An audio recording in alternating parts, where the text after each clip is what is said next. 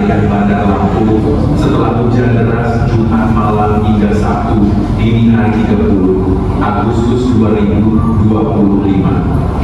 Terjangan banjir bandang, longsor dan angin kencang susul menyusul mengakibatkan ratusan rumah terendam, jalur wisata Bandar Lampung, Sawaran lumpuh total, dan rumah ambruk. Banjir bandang merendam ratusan rumah di Kecamatan Teluk Betung Timur dengan ketinggian air 1 meter. Banyak warga terjebak di banjir dulu menerobos rumah. Terjangan banjir cepat merendam pemukiman akibat beberapa titik tanggul jebol. Oke, nah ini kan kalian sudah menonton video tentang apa videonya? Banjir. Kira-kira menurut kalian banjir itu disebabkan oleh apa sih? Buang sampah. Lagi buang sampah.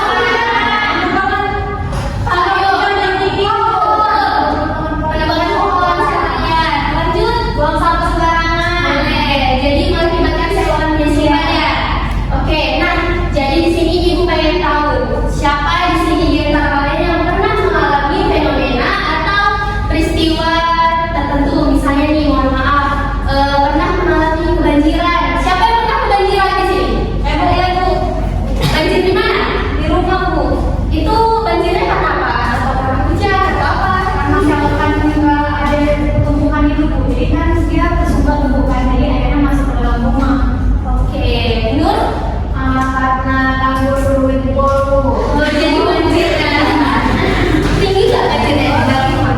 1,5 meter. Masuk dalam rumah nggak? Oh, Lagi ada yang lain? saya kena itu longsor Bu. Kok di mana ada longsor? Di ini Bu, di Simbah Bu. Waktu kapan itu? Pas pulang kampung Bu. Terus kamu ini kena airnya? Kena Bu, tapi orangnya udah keluar dulu semua. Alhamdulillah untuk masih selamat ya. Ya Bu. Nah, jadi teman-teman, anak-anak ibu semuanya, berdasarkan paparan dari teman-teman kalian, itu merupakan contoh dari tes eksploitasi.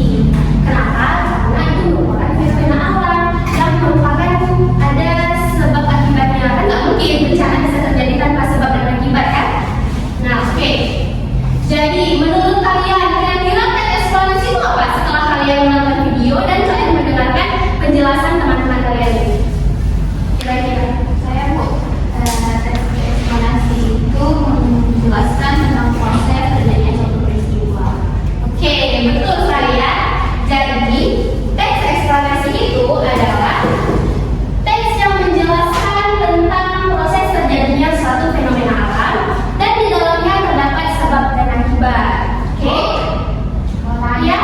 Apa bedanya teks eksplanasi dengan teks berita? Bukan sama-sama menyampaikan satu kejadian. Nah, ini di dalam teks eksplanasi ini kita di pas penulisannya kita tidak mencantumkan di mana kejadiannya, tidak ada tanggalnya. Sedangkan di teks berita itu kita harus mencantumkan waktu yang jelas. Nggak mungkin di teks berita itu nggak ada waktunya, di mana, kapan, pokoknya 5W 1H kalau di teks berita. Sedangkan di teks eksplanasi ini tidak perlu, kita hanya mengetahui sebab akibatnya dan dampaknya. Gitu. Gimana Raja? Baik? Terima kasih. Oke, terima kasih. Nah, anak-anak ibu semua, tes eksplanasi itu ada 3 struktur. Ada yang tahu apa saja? Saya Yang lain dong, yang lain. Ada yang tahu? Nggak ada? Coba sini. ada pendekatan umum, Ya. dan penjelas dan interpretasi. Iya, benar sekali. Kasih tepuk tangan dulu.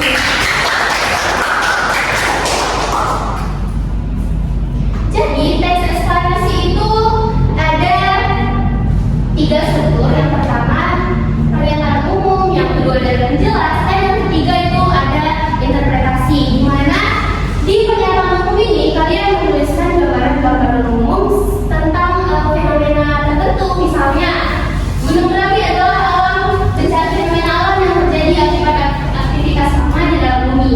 Nah, di situ di bagian pernyataan umum kalian bisa menjelaskan apa itu longsor, misalnya apa itu banjir, gitu pengertiannya intinya gitu ya. Terus di bagian dari penjelas itu merupakan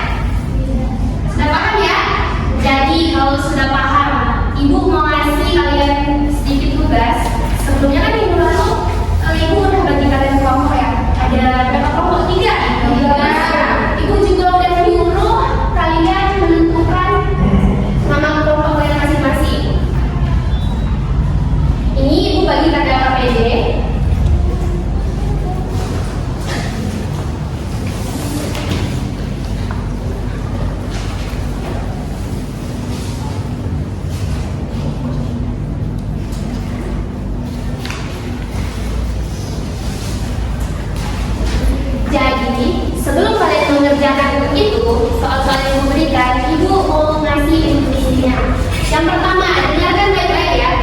Yang pertama, kalian harus membaca teks eksplanasi yang sudah diberikan di LKPD. Jelas? Yang kedua, kalian harus menganalisis struktur dan kaidah kebangsaannya. Yang ketiga, kalian harus membuat peta pikiran seperti yang contohnya udah Ibu berikan di LKPD. Ada peta pikiran yang berisi pengertian banjir dan lain-lainnya gitu ya. Terus yang terakhir, Ibu mau setiap kelompok menuliskan satu teks eksplanasi dengan tema yang berbeda-beda. Nanti itu teksnya ditulis di kertas jeruk, lalu dihias kreatif nanti akan dimulai ke kreativitas. Jelas? Jelas Bu. Oke, silahkan dikerjakan. Ibu kasih waktu 15 menit untuk mengerjakannya. Gimana kelompok Pelangi? Ada yang susah atau ada yang mau ditanyakan? Belum ada. Oke, jika ada yang susah, tanya Ibu ya. Balik Ibu.